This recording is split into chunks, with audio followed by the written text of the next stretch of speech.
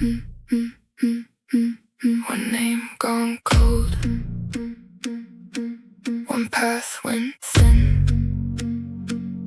Keep your eyes open, we're going in. Have you ever wondered how someone could simply disappear, and decades later no one has ever come forward to say, hey, that's my daughter, that's my sister, or hey, that's my friend? Sadly, that's exactly what happened in today's case.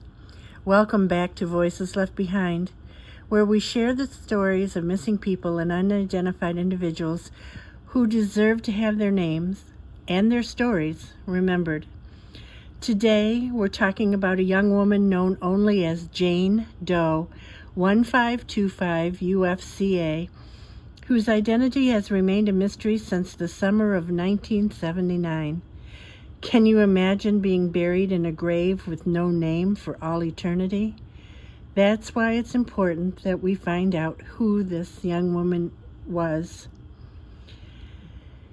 Maybe, just maybe, someone watching today will recognize something that investigators have missed.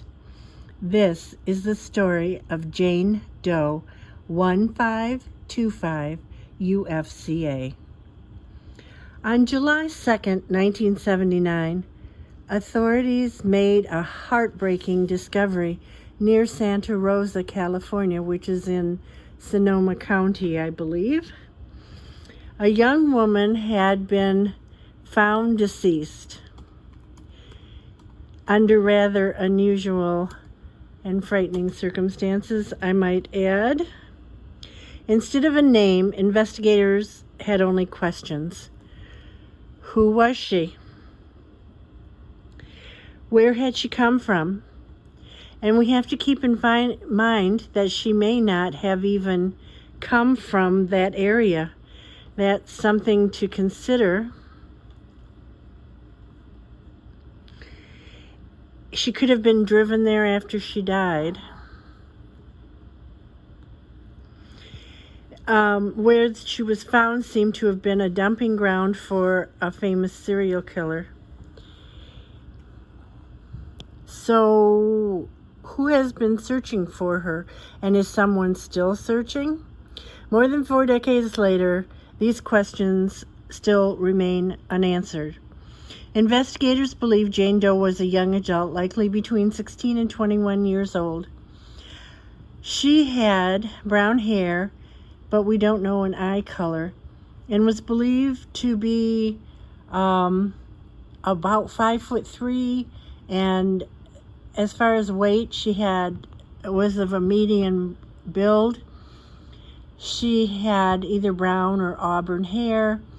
She also had a previously broken rib which had healed, and at the time of her death, she had a broken arm. Now I'm going to read you an excerpt from the Doe Network. Again, she was discovered on July 2nd, 1979 in Santa Rosa, Sonoma County, California.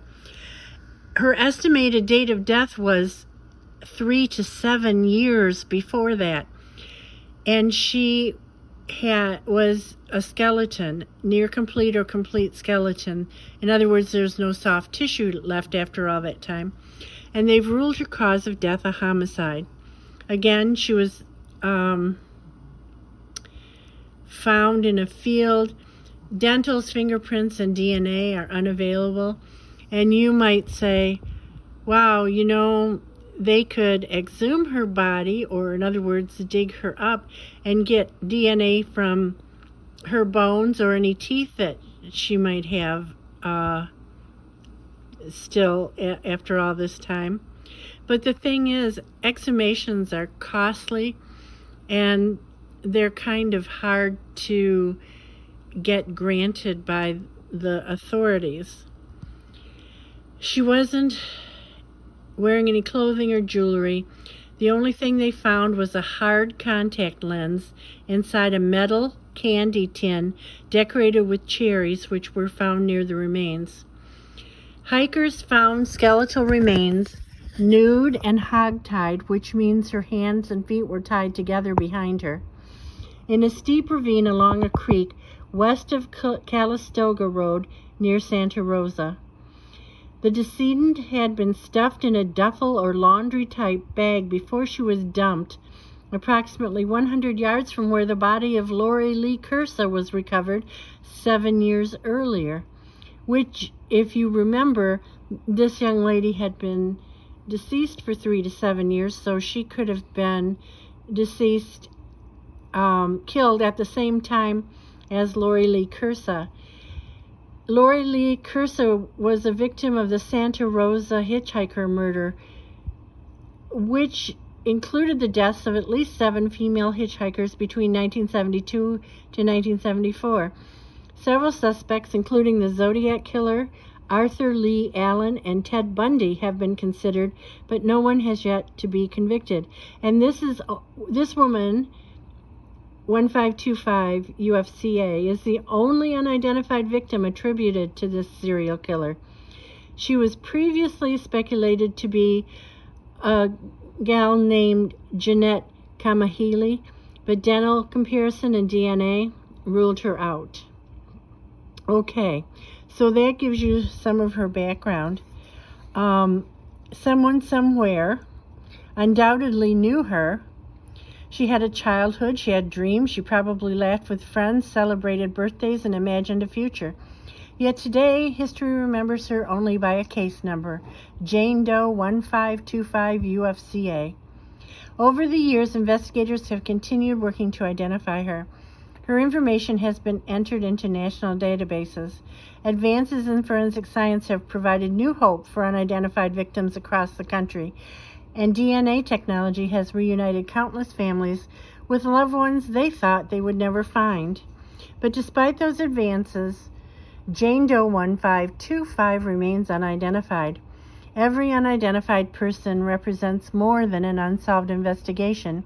They represent a family that may still be wondering, someone who never stopped asking questions, someone who may still be waiting for answers.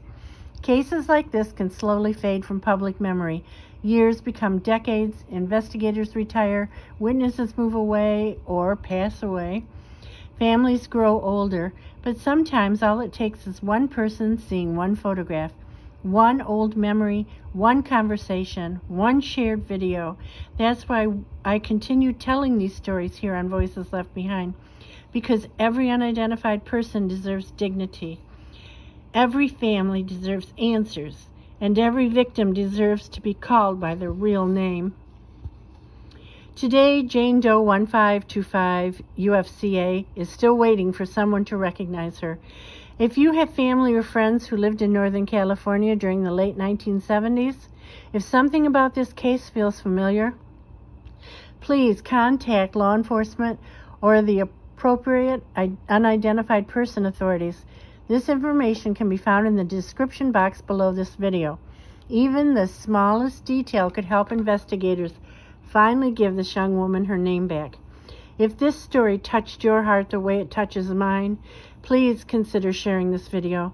You never know who might see it, and that one share could be the one that finally reaches the right person. Thank you for spending these few minutes with me and for helping keep these forgotten stories alive. Until next time, take care of yourselves and take care of each other, because every voice matters and no one deserves to be left behind. Thank you for watching.